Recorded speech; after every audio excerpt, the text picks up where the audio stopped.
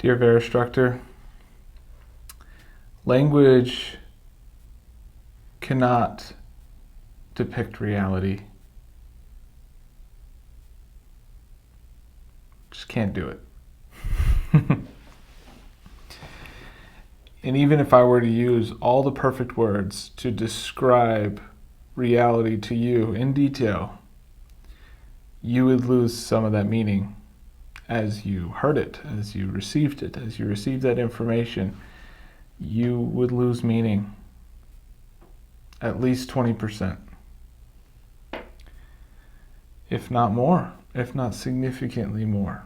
So in the end, the best that we can do is reference reality, indicate where reality is, where it's hiding, where it resides, how it resides, what to look for, external imagery, feelings. What are the senses like when you're engaging with reality? Reality exists whether we see it or not, whether we feel it or not. It continues to permeate everything that we do.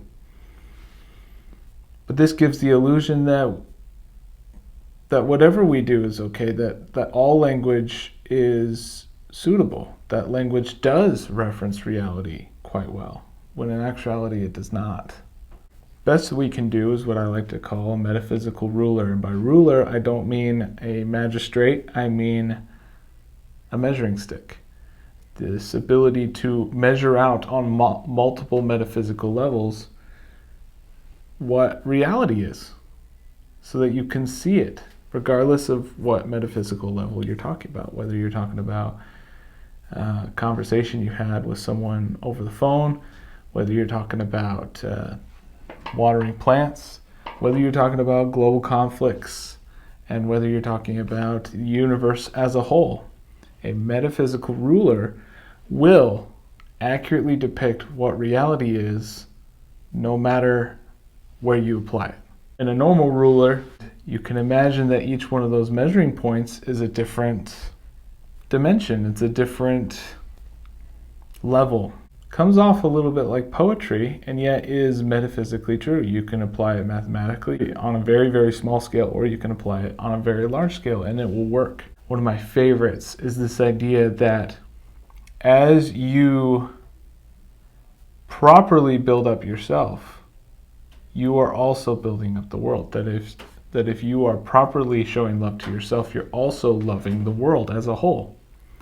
I really like this concept because so often we hear the opposite, that in order to love yourself, you need to be subservient to the world. You are not supposed to be subservient, period. You're supposed to be subservient in a particular way. And that way is self-defining in the process.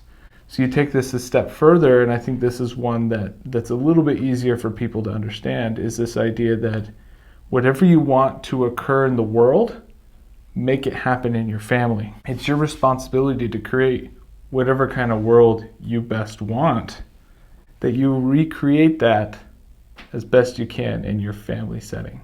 And that's where we get into this whole idea of poetry. Where do you define the beginning and ending of a metaphysical ruler? And that's all that Verastruct is about, is finding these rules that apply everywhere, always, forever. They're extremely powerful. Another great one that I heard recently is context is a liability to abstraction. And I love that because it doesn't matter what context. It can be any amount of context. Now, of course, the greater the context, the more that abstraction ceases to be a thing. For example, if you were to be perfectly embodied, not just the being that plays out in this three-dimensional plane, but the fourth dimensional, the fifth dimensional, the many, many dimensional being that you actually are, if you were to embody that being, which is the ultimate context, then there is no abstraction at all. Abstraction ceases to exist. And that's why it's important to have proper metaphysical rulers, because I can say all sorts of things like, oh, life doesn't exist without death, and it's technically true, but at what plane, what metaphysical plane does it exist? At what metaphysical plane is it true, and at what metaphysical plane is it not true? Because it ceases to be true at a particular point. In order for it to be a proper Verastruct metaphysical ruler, it has to use the supremacy of the living being, of life, as the context that destroys the abstraction. That way you are referencing reality as much as you possibly can.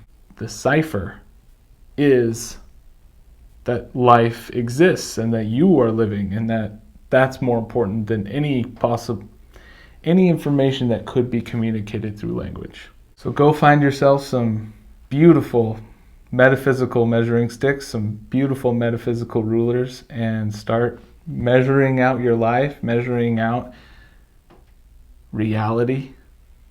And you can start to see what I'm talking about, that there's multiple dimensions. There clearly are.